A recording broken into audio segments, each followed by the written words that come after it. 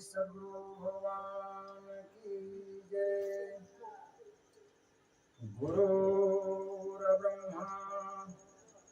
गुरुर्विष्णु गुरुर्देवो महेश्वर गुरुरासाक्षात् परं ब्रह्म तस्मै श्री गुरुवे नमः। अखण्डमण्डलाकारं व्याप्तं येन चराचरं तत्पदं दर्शितं येन तस्मै श्री गुरुवे नमः। ध्यानमूलं गुरोर्मूर्ति पूजामूलं गुरुपदं मंत्रमूलं गुरुर्वाक्यं मोक्षमूलं गुरुकृपा। प्रिय आदरणीय भक्तों, भक्ति स्वरूपा माताओं बहनों, अभी हम लोग के सामने प्रश्न है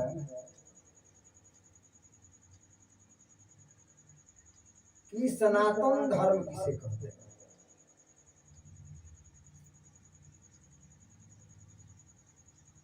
सनातन धर्म सत्य यानी परमात्मा, जो पहले भी था, अभी भी है और पीछे भी रहेगा, इसका नाम है सनातन। ये परमात्मा का नाम है। लेकिन धर्म शब्द धारस से बनता है। यदि हम लोग परमात्मा के मन में धारण करते हैं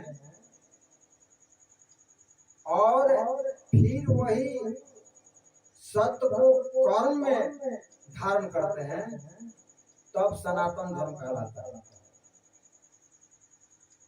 यदि हम लोग के कर्म सत्यता पूर्वक नहीं है तो अधर्म में बदल जाता है। यदि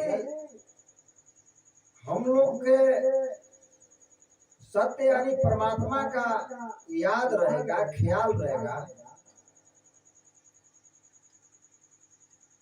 उसके साथ हम लोग को कर्म होगा, यही धर्म है। जैसे वैदिक शास्त्रों में इसका वर्णन है कि 4 भाग में हमारे वैदिक कर्म को बताया गया है। ये पद्धति है।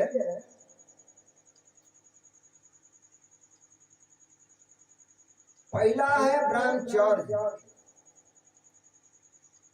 दूसरा है गृहस्थ, तीसरा है वानप्रस्थ, चौथा है संन्यास, और वर्ण में आता है पहला है ब्राह्मण, दूसरा है क्षत्रिय, तीसरा है वैश्य, चौथा है शूद्र। ये दोनों को साथ लेकर वर्ण आश्रम कहते हैं। वर्ण और आश्रम, यही चारों वर्ण आश्रम के अंतर्गत हम लोग सब कोई हैं। भला ही हम लोग को ज्ञान न हो कि हम किस वर्ण आश्रम में हैं, हमारा क्या कर्म है, इसी के लिए गुरु की जरूरत पड़ता है। वर्ण और आश्रम के निर्धारित गुरु करता है। उसके अंदर जैसा कर्म और गुण दिखाई देता है, उसके अनुसार वर्ण बना हुआ है और उसके अनुसार आश्रम का ज्ञान दिया जाता है। तो दोनों को मिलाकर वर्ण आश्रम होता है। यदि सही हम लोग को ये ज्ञान जानकारी नहीं रहेगा तो हम लोग कर्म में भेद हो जाएगा। काहे कि ये स्वभाव से हम लोग को परमात्मा वहीं से निर्धारित करते हैं, आए वो यहाँ स्वभाव बदला जाता है, गुरु के द्वारा बदलाव किया जाता है। तो इसके बारे में समझना बहुत जरूरी है। हम लोग गृहस्थ से ही पैदा होते हैं। हम लोग को जन्म कहाँ से होता है? गृहस्थ आश्रम से। हम लोग को माता पिता के द्वारा ये जन्म होता है परमात्मा के द्वारा। माता पिता के रूप में परमात्मा हम लोग के जीव के रचना करते हैं, और जीव के धर्म है कि अपने लक्ष्य को प्राप्त करे। जीव का लक्ष्य परमात्मा है, काहे कि जीव उन्हीं का अंश है। जीव हमेशा ईश्वर को खोजता है, यानी अपने अंश को पाना चाहता है। रामायण में लिखे हैं कि ईश्वर अंश जीवय विनाशी, अचेतन अमल सहज सुख राशि। जीव ईश्वर का अंश है, ये अविनाशी है, इसका नाश नहीं होता है। जिसे हम लोग मरने वाला जीने वाला समझते हैं कि ये जीव जन्म लेता है फिर मर जाता है। यहाँ कहने का तात्पर्य है कि यह अविनाशी है, इसका नाश नहीं होता है। आज सहज चेतन भी है और सहज सुख की राशि भी है। काहे कि सुख हम लोग जिसे इंद्रियों को द्वारा जो संसार से सुख चाहते हैं, ये हम लोग का भूल है। क्योंकि जो सुख भाषित हो रहा है वो हम लोग के आत्मा में है पहले से। इसलिए कहते हैं कि आत्मा राम पूर्ण काम सब जीवों में वास करे, जो कोई धावे शरण में आवे उनकर संकट नाश करे। आत्मा राम पूर्ण काम है। अब उनको पाने के लिए कुछ नहीं है, वो पूरे के पूरे हैं, स्वयं है। हम लोग संसार में जीव होकर करके हम लोग पूरा होने के लिए खोजते हैं। जो हम लोग के अंदर जो कामना बनती है, इच्छा बनती है, क्या बनती है? इसलिए कि पूर्ण प्रभु को हम लोग अभी प्राप्त नहीं किए हैं। इसलिए संसार में हम लोग जीव बन करके भटकते हैं, खोजते हैं। देखिए, जीव तब तक है जब तक कि वो परमात्मा के प्राप्त नहीं कर लेता है।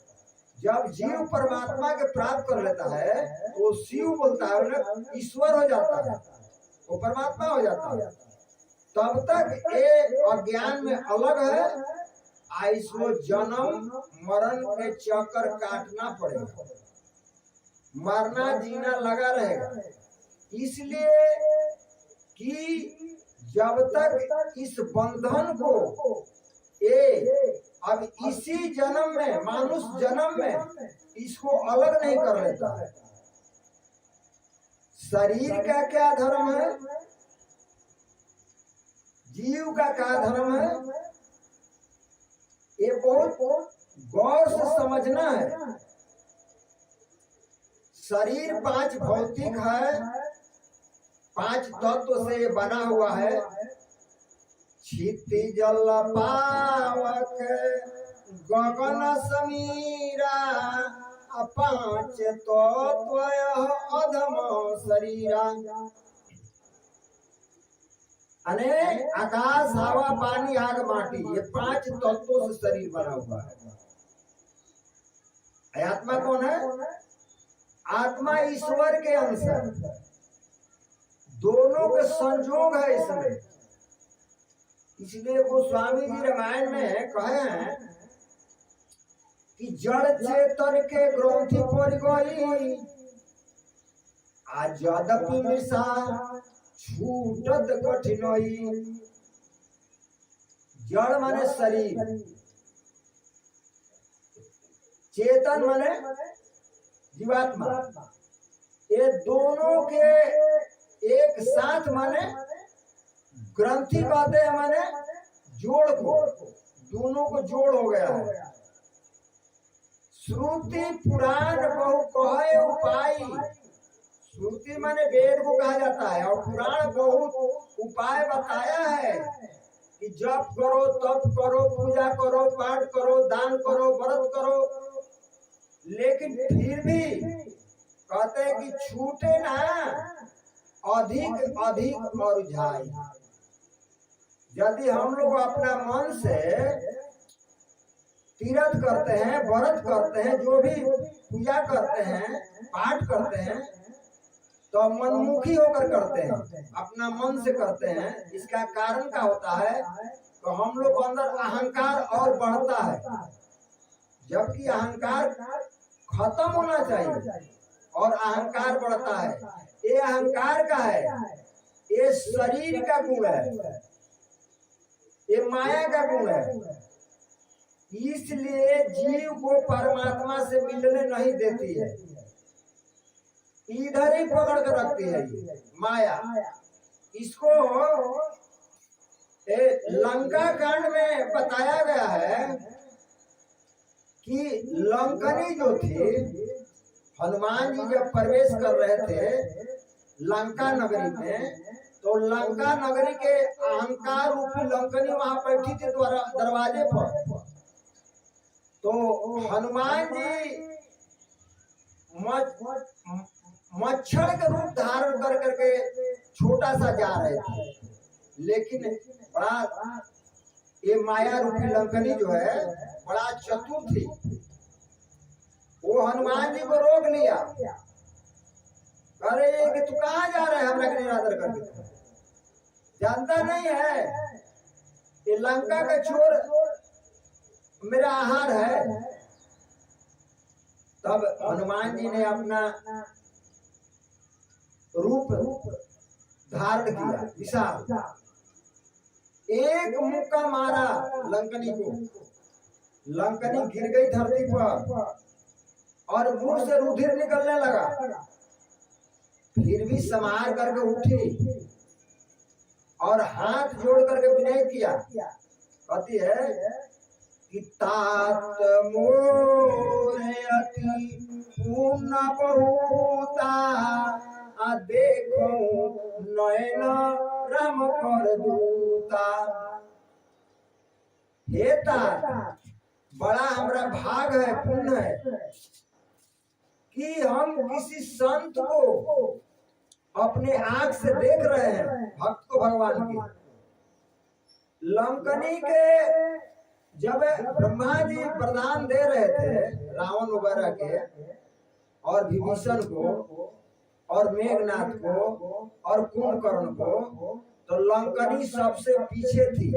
उसको बुलाकर कहा था ब्रह्मा जी ने कि सुनो, यदि तुम को कभी बानर मार देगा और उसके मारने से तुम मूर्छित हो जाओगे, तो समझ जाना कि लंका नगरी के अब निशाचरों का नाश होगा। तो उसका ज्ञान था। तो प्रभु के भक्त हनुमान जी को पहचान गए। आप पहचान कर करके अब हनुमान जी से क्षमा याचना करने लगी, प्रार्थना करने लगी। ये हनुमान जी कौन है? यही हनुमान, ये हनु प्लस अभिमान, अमान, अमान माने अभिमान को जो मारे उसका नाम है हनुमान। देखिए ये पवन सुत हनुमान है, हम लोग में पवन सांस आ रहा है, जा रहा है, आ रहा है, जा रहा है, यही तो पूर्ण सुख है।